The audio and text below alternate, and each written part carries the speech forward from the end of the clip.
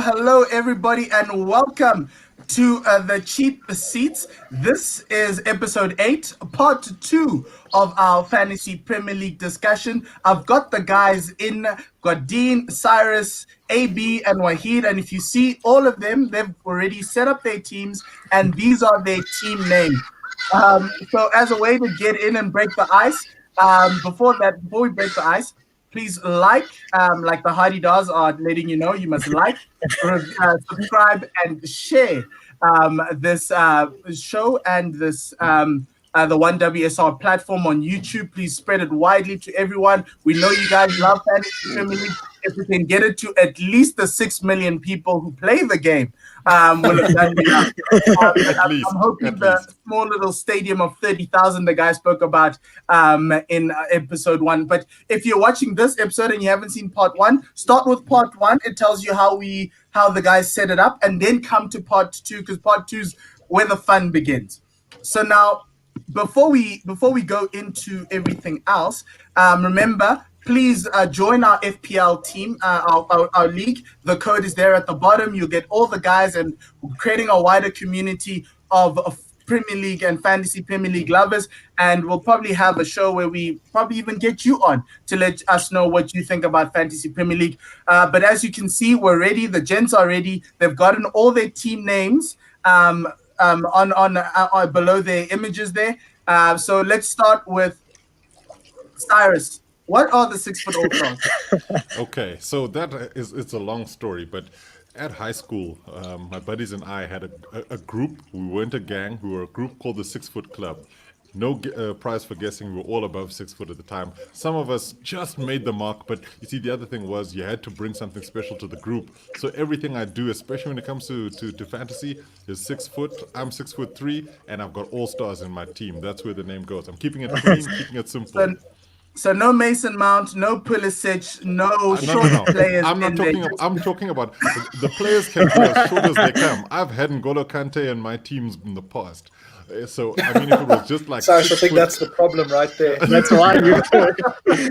I know. You don't do things for the love. That's always the problem. And then A, B, C, D, E, F, C. AB, what's going on? So, I mean, okay, there we go. The Hotties are gone. Thanks, Dean. So, I mean, name's AB. I love puns. Trying to create a football club. I was always teased. I don't know if boys tease. Tease. I was always so boys tease. There we go. A, B, C, D, E, F, G, H. Yeah, people would do that because people are so mature. So yeah, I thought, hey, A, B, C, D, E, F, C. So yeah, pretty much pun, simple. Yeah. Okay. That's Dean. Battersby Hotspurs. I know you're a Tottenham supporter, but Battersby Hotspurs, where does that come from? Yeah, sorry guys. I think like the Hardy does on migrating. That's fine.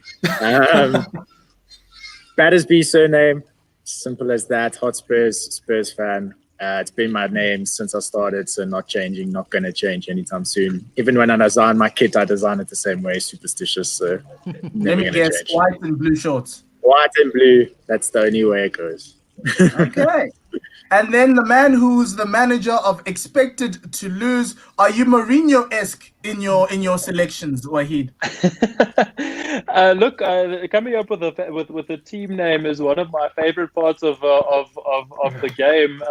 I've been through the lot. I've been from tea and biscuits to Wanyamas in pajamas. I've been Victoria's Secret. I have been multiple scoregasms, and now I'm on Expected to Lose. Okay. So my teams have always been Impos Galacticos. And then this year I decided, actually, no, I am my own Mauricio. Sorry, I'm trying to channel my inner sorry. And so it's called the Ball this time. I won't be picking Jorginho. I hope he gets sold before the end of the transfer window. But the 11 or the 15 players I select have to play one certain style of football. And if you want to know what that style is, listen to what Wahid, AB, and Dean said in part 1, because I'm going to be using that type of tactics from now on. I also once named my team Seskapil. Oh my goodness. It's literally the worst. He's literally the I worst. absolutely love Wahid's team names more than I love my own first name. So yeah, those are fantastic. So, gents, as we go into the season, there's 38 game weeks, give or take, depending on what's going on. How do you manage your transfers? But actually, let's talk about this one first. This coming week is the start of the Premier League when we're recording this and we're sending this out to you viewers. We've got a problem because Manchester United and Manchester City are not playing in game week 1. How are you handling that drama and that stress? Because no Martial, no Rashford, no Mason Greenwood for some, no KDB. Fernandes. Are you picking Manchester United players to sit on the bench for game week 1 and bringing them in? Or are you like some using a wild card, which is one of the chips in the game, in order for you to be able to change the team? What is the thinking around it? I'm not sure if you guys have thought about that completely, but Dean, where do we go from here with this issue? Teach us, Dean. Teach us. Yeah, so I mean, fantasy started. There weren't fixture lists released, right? I had City, I had United players. I was like, okay, let's go. Fixture list got released. Changed my whole team.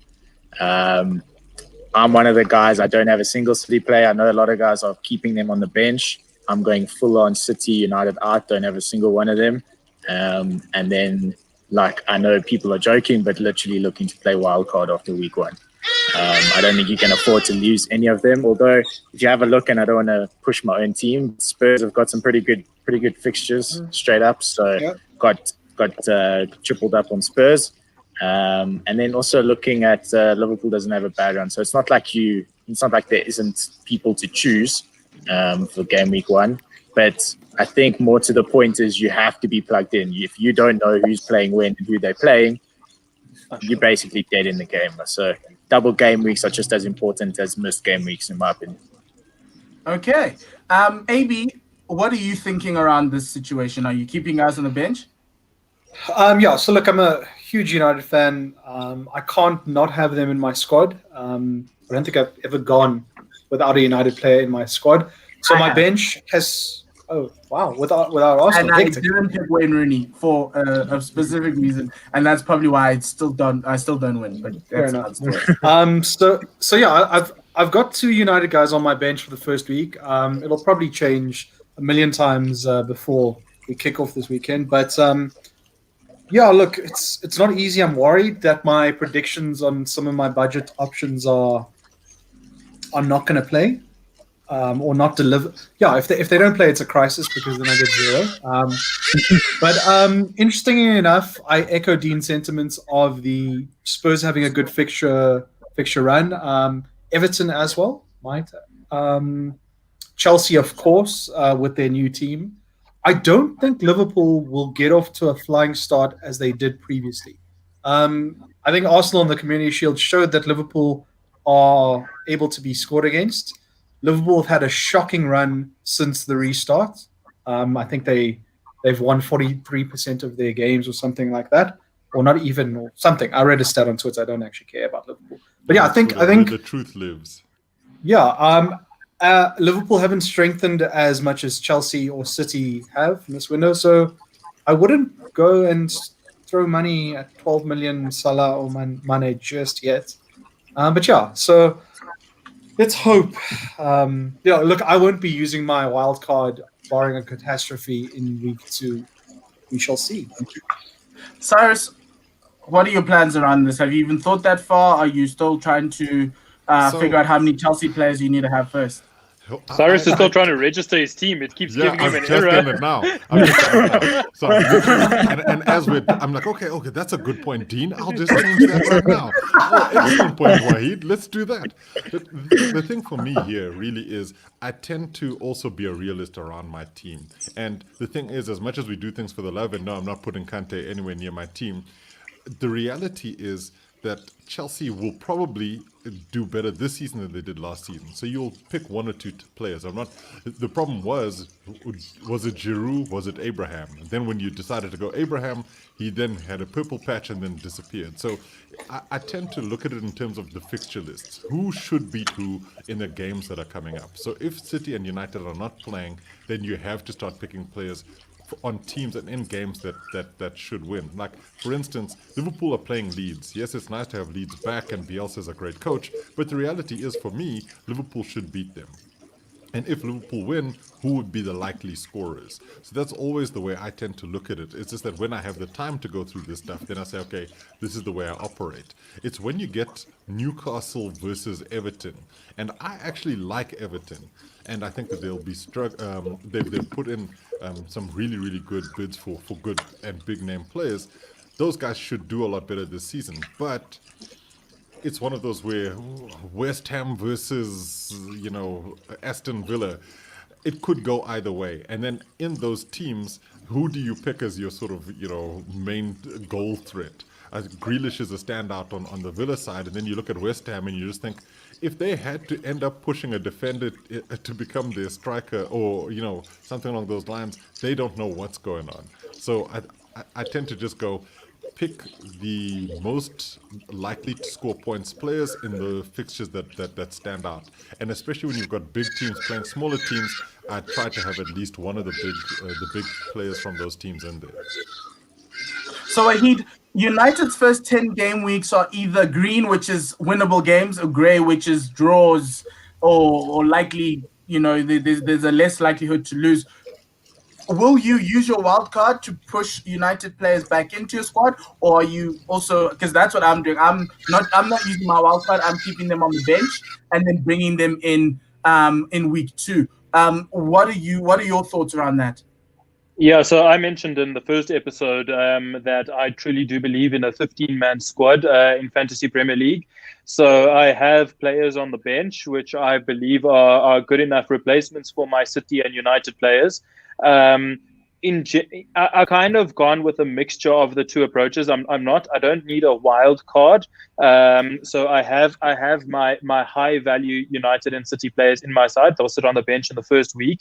And then I have some of the lower value United players who I want to bring in. And I will do that with my free weekly transfers in week 2 and 3, depending on how United are looking as well. Obviously I have my attacking players in the team already, as they're quite expensive.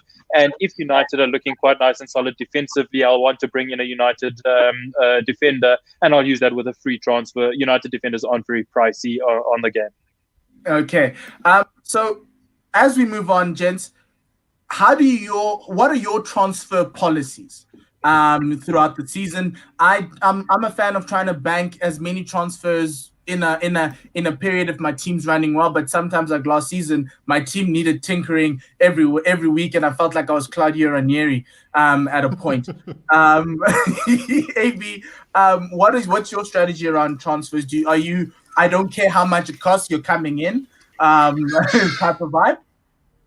So, I mean, the lesson that I learned last season was that never underestimate this, how important 4 points are. I think towards the end, where I was trying to chase Wahid, I would have killed, for an extra 4 points here or there. So going into this season, I'm going to only, so I'm not going to try and spend points at all on transfers. If I'm spending, at least 8 points, I'd either consider the free hits option.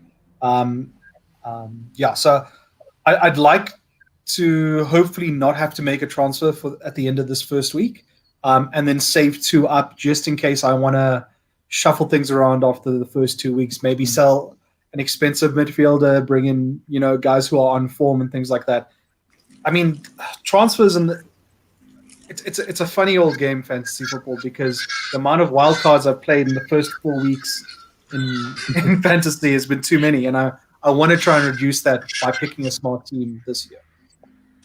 Okay, so there's 3 chips in the game. Dean, you've got the free hit, you've got the wild card that happens twice, first half and second half of the season, and you've also got the bench boost. How's your transfer policy, and when do you feel it's necessary to use your 3 chips? I think let's mostly go about your triple captain, because I think that's a nice chip to discuss. Yeah, so triple captains, to be honest, I've had the worst triple captains in my fantasy career. I remember once there was a Kane double game week, everyone was touting in to hit 90. Triple captained him, and I think he got 3. So, it's I one think he of missed those the penalty weeks. that week. Yeah, it was just, those are the kind of things you can't predict. And then you get guys, that end up team of the weeks, that triple captain Suchek from West Ham who scored 2 goals and he demolishes it, you don't really know. But really for not only triple captain but also most of the other chips, what I look to do is either double game weeks for the bench boost or triple captain, but then also free hits more around when the game, where there's sort of FA Cups and games start getting missed and teams start missing sort of game weeks there, look to use the free hit there. But to be honest, anyone that says they have a strategy for those chips, they're lying. It's fact. If someone says they know when to play, just walk away because you can't trust them. I know. Okay, You play them. yeah. You basically play them when I don't play them. That's basically how it goes. But Cyrus, going on to that, what's your transfer strategy? Are you a keeper of free transfers and do you use them once a month, or do you use them every week? What's your thing? I tend to transfer every week, and this is also what costs me points. Because in essence, what I tend to do is say, okay, what's the big games of the weekend? Can I make those points back? And perhaps that's one of the bad ways of looking at it. Because if I look at Dean and Wahid, they clearly are just no, I'm keeping these guys until I absolutely have to let go of them. Whereas I say, okay, fine, let's say I've traded out somebody because they're injured. Right, that often happens, and then you start thinking, okay, well, who would I need to put in? And then you realize, well, hang on, this is a double game week for City, so you have to start making your calls in that way. And really, it comes down to the situation that's happening in the league at the moment. So that's how I tend to go about looking at the transfers. And then in terms of the chips themselves, gosh, that's also just it could be any day of the week where you decide to triple captain someone. But I tend to hope that. And I see some people trying to use them towards the end of the season to try and maybe catch up, and that way they understand exactly where they are. I would love to be in a position where I've triple captained somebody and it's absolutely been a beastly move. Like a Trent Alexander-Arnold and he scores a hat trick. That would be incredible. It's never happened for me. So, and then I would love to do that at the beginning of the season. That way everybody else is playing catch up and I can start tinkering. The Ranieri is in all of us. So Wahid, you're the man with the squad mentality. It's 15 guys. They need to work, and they work in a system, whatever system it seems that you employ. How do you manage transfers in that vein? Is it injuries, or is it form? So I look at form and I look at length of injuries. So if someone has a little niggle, so for example, if one of my key players has a little niggle and it's going to keep him out a week, I'd prefer to move him to the bench and bring in one of my bench players than to waste a transfer on a player like that. So my transfers are usually form dependent. If I, for example, have Pookie in my side and he hasn't scored in 5 weeks, that's when I'm starting to look to try and get rid of the player and start trying to move him on. So my transfer policy is really form dependent and the length of the injury. When it comes to wild cards, this didn't affect us last season because last season the transfer window closed when the season started, but this season we have a few weeks before we have a couple of games before the transfer window closes. So I feel like if you're wasting a wild card in the first or second game week, you're going to be losing out on bringing in the new acquisitions for Premier League clubs. And one of the tricks on Fantasy Premier League is that generally new acquisitions come in slightly cheaper. So a player like Timo Werner is slightly cheaper than he should be, as he's a new acquisition. The same was of Mo Salah a few years ago when he came in at far less than his value probably was. Same with Bruno Fernandes last season. So I find lots of value in new signings and tend to use the wild card to get them in after the transfer window. You might see the same with James Rodriguez coming in at some point after the start of the season, but before the transfer deadline. Okay, Jen, speaking about new signings, Wahid's taken us there. What's the one new signing you are looking to incorporate in your team, or you've already incorporated in your team, or you're giving him up until the wild card? The one guy you're like, man, I've watched this guy in Europe. I need him in my side. I think he's going to give it to me. We'll start with Wahid. Who are you looking at right now? I'm asking for one. I'm not asking for the whole array because I know it's a secret sauce type of situation, so we don't want to let go of a lot of the trade secrets. Adam Lallana. Ooh, Brighton's new boy. Brighton's new boy. Wow, you went for that. Okay. I like that. Why? He's an attacking midfielder. I felt like in his Southampton days, he was a key player to them attacking wise. He scored me a lot of points in fantasy when he was at Southampton. At Liverpool, he became a bit part player, squad player. But that said, when he came on, he often did grab a goal or an assist. And Brighton are moving towards a more attacking form of football. They've got Joel Feldman in as well. They've bought a few attacking acquisitions. And I feel like Lallana, given the freedom to play in an attacking midfield role, might be this season's Jack Grealish or James Maddison. Okay. Cyrus, what's your player? Who's your player? Oh, I love that Lallana one because, he's one of those where he did well. I'm literally going to be like, maybe Adam Lallana. For me, it's tough because also I'm a Chelsea supporter. So I look at somebody like Hakim Ziyech and I think he's going to be one of the critical pieces in this league because the way he will be incorporated into this Chelsea team will be really important. There's no Willian, there's no Pedro. And so he's bound to be getting a lot of games. And depending on whether or not he's fit, which I think he will be because he hobbled off after one of the friendlies, I think Ziyech is the player that a lot of people are going to start incorporating into their team. He's classy. He's classy.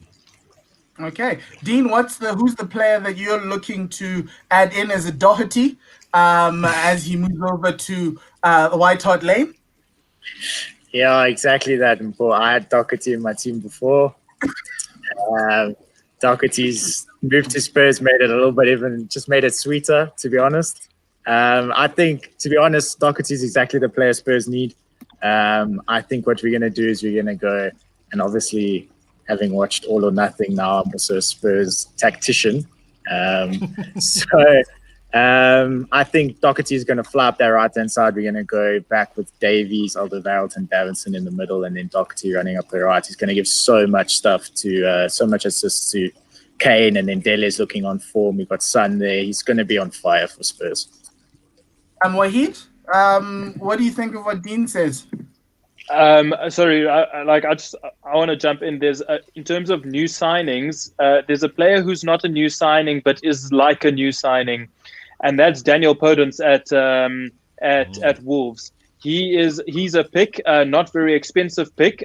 He has a little bit of Hazard about him. He came from Olympiacos. He's an attacking midfielder at just 5.5, and I think he's one to keep an eye on. As I think Wolves didn't get him in the side immediately, but he slowly integrated him in through from January till the end of the season. And I think now at the time you'll see Daniel Podence maybe play a bit more. Okay, AB, who's the signing that you're looking to getting into your side? Someone that you think is a sleeper in all of this. Well, Dean stole my guy, but it's fine because he's a Spurs fan.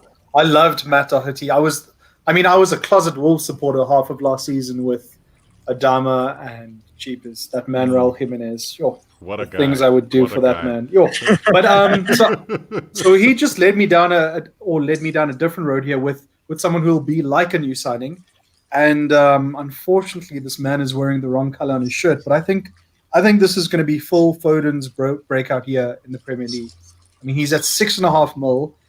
The world's at his feet. He's outrageously talented. The only problem that I have with him is that he's playing for Pep, and we don't know how long he's going to play, where he's Exactly. at 6.5 mil. I'm willing to take a gamble on him. I need to Great relook bench at my player. team now. Yeah, he's a great bench player. From my end, it's Timo Werner. I'm really interested to try see if I can't get him in. I think he's quite cheap in that Chelsea setup. I think he'll get on the ground running, especially not knowing what's going to happen with that hamstring that Pulisic has. But moving on to one last topic for now, the one other guy who I think is a new signing, but he's played Premier League before. But it's going to go down to us talking about which newly promoted side you're raiding. I am raiding West Brom, Charlie Austin. I think Charlie Austin is going to be the key. If they stay up and give you a good run, I think he'll be the guy to score them a lot of goals. He's done it before. Early on, he gave me quite a few points. I see why he's shaking his head. What do you think? It's like a defensive forward. I never pick those. Like Bobby Firmino, like he's a central defensive striker. That's what they used to say about Emil Heskey. Emil Heskey used to be a defensive forward. Yeah. What promoted team are you rating? Leeds. I think Leeds will do very well. They've got a young attacking fullback, Luke Eiling. I think he's one to look at and maybe incorporate in your side in some way or another. I think Leeds will do very well. Marcelo Bielsa is a coach who I think will do well in the Premier League, and I'm not so sure about West Brom and Fulham. Fulham are a yo-yo side; they go up and down, I'm not sure I want to touch their players. Having said that, Mitrovic has scored a bucket load of goals in the championship, so. I'm not sure if this is the season he wants to make the step up and start showing his quality at a Premier League level. He might be the one, but for now I'm avoiding Fulham players. Dean, are you rating anybody? Yeah, I'm quite curious to see where his team, because it sounds like we got the exact same players. But yeah, so West Brom definitely going to get relegated. I'll call that now, probably along with Fulham. So I'm full on Leeds, and similar to Wahid, I went the other fullback, Stuart Dallas. He's doing really well. So he last season 5 goals, 3 assists, 4.5 million defender, no brainer. Take me home, Leeds United. Cyrus, are you on that bandwagon? Look, Cyrus is putting him in his team now. Yeah, I'm doing that right now. Where is he? Now, look, there are a couple of players that, like, I like Mitrovic. I think Mitrovic at Fulham, if you're going to look at a promoted team, just remember Wahid, he scored a lot of points when he was in the Premier League a couple of seasons back. So, it's not as if he can't score those goals, that they just didn't keep Fulham up. That was the main thing. But I'm also going with a bit of a Leeds sleeper here in a former Chelsea boy and Patrick Bamford. Allegiance is a tough thing for me to shake, and I think that when it comes down to it, Leeds only have 2 registered strikers in their squad, and so the goals have got to come from either one of those guys, and Bamford has been one of the main guys. In fact, they call him Bamfordinho for a reason. So I think, Patrick Bamford for me should be, if you're looking for, like, if you're playing with primarily 2 strikers up front and you want to have a third that you bring in now and again and you don't want to spend the money, Bamford wouldn't be a bad option. And I tend to think that's who I would be going with, and will probably surprise a lot of people because he's a classy player. So no Calvin Phillips here from any of you guys. No Calvin Phillips in your squads, nothing. Defensive midfielder, I said you avoid them like the plague. Okay, the one name I guess you could say is Pereira from West Brom. He's making quite a bit of noise. So he's also done pretty well. New signing for them. There's quite a lot of noise about him, but yeah. That's about the only 2 guys I'd be looking at. AB, who are you rating from the newly promoted sides? Look, I've already rated Leeds, and I rated Stuart Dallas, I rated Patrick Bamford. I got nothing else to say from. I'm glad because the experts have given me a little seal of approval. To be honest, I only needed to raid one side, and I pick Leeds because it's 2020. Leeds are obviously going to do well. I'm a United fan and all of that. So yeah, I want to avoid as many newly promoted sides as possible, and so I'm quite comfortable with Stuart Dallas. He's a mainstay in that Leeds team. I think he's like 29 years old now, so he may not go and get the same assists as Trent would, but he's going to be playing week in, week out. Patrick Bamford, I think he scored 20 odd goals last season. He's not going to do that this season, but he's going to play, and that's all I need. 16. Cool. You need. And that's 10. all I need. I just need these guys. You need 10. Yeah. And Bamford should be that guy. Yeah, exactly. So the interesting thing with Bamford is the acquisition of Rodrigo and how he'll integrate both strikers into the team. So I have picked Bamford, but I'm a little bit worried about what happens there. Having said that, Rodrigo's stats from last season aren't the best. I'm not sure what Bielsa is thinking. Interesting one is that I think Bamford will start. The person that Rodrigo will be replacing is Pablo Hernandez, who was Bamford's second striker, because Bielsa likes to play with the number 2. And if you watch that documentary on Supersport called Take Me Home Leeds United, you'll see it that Bamford was the one. He always needed a striker, and in that season it was Kemal Roof. So the question is, it's not a question of Bamford not playing, or if he doesn't play, well, I think everyone's going to be crying. But it's whether who's going to be partnering up with him. One question for all of you guys. 2 more questions, actually. 2 more. Danny Ings, is he going to give you the same level of production he's given you this year? Yes. 100%. Danny Ings is a mainstay. No, it's not worth for me. Why not? Why not? No, I don't think that the price point this year warrants his inclusion. I think last year it made a lot of sense. I don't think the price point this year would work for me to bring in Danny Ings. Look, I might reassess that in a couple of weeks' time, but not for now. Not. Okay. Now the interesting with that thing with Danny Ings here is he's got 4 favorable fixtures up front, and then the 5th game week they've got Chelsea. So I think going with a guy like Ings early on is a calculated risk, especially with United and City not featuring the first week. So my opinion on Ings is he's 8.5 million. You have nothing to lose. His value won't drop. And if you sell him, you can still get someone quality to replace him. And he's a striker. Strikers are mercenaries in this game and in real life. So if you're looking at a replacement for Danny Ings, you're not far from Raul Jimenez, who's a mainstay. Richarlison's up there, Tammy Abraham. So why not? Well, Tammy's And also then a tough one. When James Rodriguez enters this league, is he coming into any of you guys' squads? 1,000%. James Rodriguez He's is going into your team. No, He's the new Rafael van der Vaart. again. He's the new Rafael van der Vaart. I'm calling it. When Van der Vaart joined the Premier League, people were like, this guy is a Madrid has-been. This guy is from the Madrid bench. He's never doing anything. He's a bit fat. And you know what? He came in and he lit up the Premier League. And I think James Rodriguez is going to be one to look at. I agree. Okay. He'll play, not scoring. Okay. So which is your... Okay, I'm going to have to end this now, but this seems to be very interesting. What's your sleeper team for the season? Start with Dean. What do you mean by sleeper team, though?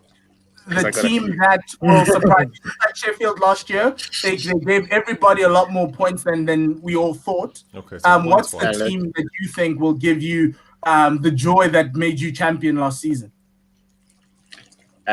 Look, to be honest, I don't know if it's still so much a sleeper team now, but I definitely think Wolves are going to carry on their form and they're going to carry on going up and up and up. I really don't see them. I know Doherty leaving is a big loss, but I think any of us at any of our teams would take their coach in a heartbeat.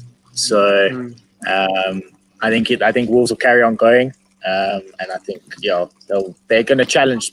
I call them to challenge top 4. Maybe not probably harshly, but they're going to be in and around there. Cyrus? It's got to be Everton. And the thing for me is they've got the thing about the Toffees is that they've always had a soft center. See what I did there? But Oh my I word. tend to. I know. Me and Wahid, we're excellent. The thing for me is you can't count out Carlo Ancelotti as a manager, and the kinds of players that they're bringing in. I think that the type of football that Everton will end up playing this season will gain them more points. Their biggest issues seem to be in defense, because Yerry Mina is just horrible, and Jordan Pickford somehow forgot how to become a goalkeeper. But when you look at some of the other players that they've got in that team, I think that they've got proper sleepers. I think Richarlison, if you're adding a James behind him, that's the combination that's going to start doing things for Everton. And this season. Allen behind him. Exactly. And was it Andre Gomez who He's still was there. injured for them? He was so unlucky because his form, obviously, it was really high. Then he got injured. So I think Everton have been unlucky in some of the players that they've had. Like Dominic Calvert-Lewin is somebody who I really rate. I think he's going to be somebody that will get a couple of caps for England in his career. So I think Everton are going to be a sleeper, and I think that they'll have. The problem is the value. I think you'll get more value out of the players at Wolves than you would in Everton, but in terms of the team that could shock us in terms of their performances, I think it's going to be the Toffees. AB? Let's try and go with a new one. I think the team that shocked last year was Leicester. I don't think anyone predicted them coming fifth. So I'm just trying to think. I want to say Southampton. I think they finished strongish last year, but they just rode that Danny Ings wave, and that worries me. And I don't think they strengthened enough. So let me not say Southampton. Let me go with someone like I don't know. I think Villa are going down. Why not West Ham? Let me try and be different. I think they've got a star in Mikel Antonio. It's going to take a lot for them to survive. This is controversial. It's very controversial. But I mean, you guys are saying all the easy answers. What must I do? Wahid, is there an easy answer to this? I'm not going to. I would not touch a David Moyes player with a 10-foot pole, to be honest. So I'm going nowhere near. I think we all I'm agree. going nowhere near West. No, I hated David Moyes from minute one. I'll show you my Facebook. So anyway, for this question, I was going to say Everton along the lines of Cyrus. I think that putting James Rodriguez in behind Richarlison with Allen behind him would be players to look at. Having said that, I have mentioned Brighton, and I think there are some bargains to be found in the Brighton team. For example, Joel Feldman might be one to look at, who's come from Ajax, Adam Lallana as well. The keeper, Matt Ryan. There are players to be found in and around that Brighton side who I think will help you through the season. Yeah. So my sleeper outside of Arsenal, because we finished 8th, would be Brighton. I think what Brighton have done this transfer window shows an intent that they want to compete and they want to at least make it fight for the top 10. And for me, from a 16 to a 10, that's enough points in which I could rely on from your squad. Bringing back Ben White will be very important for Brighton. Excellent player. Yeah. So that brings us to the end of the show, gents. Thank you very much for giving us the secret sources and the things that you are looking into going into game week 1 of the Premier League. Remember, that starts this weekend on the 12th of September. Do enjoy the start of the football season. Do like, follow, and subscribe to the One World Sports Radio channel. Also, before the September 12th, please join our Fantasy Premier League. There'll be lots of banter. You can find us in the comments and join and have a great time with us and see if you can't beat all of us and see where you rank with all of us. But from myself and Paul and the rest of the team, it's goodbye. And till the next episode, le sale cacajizo.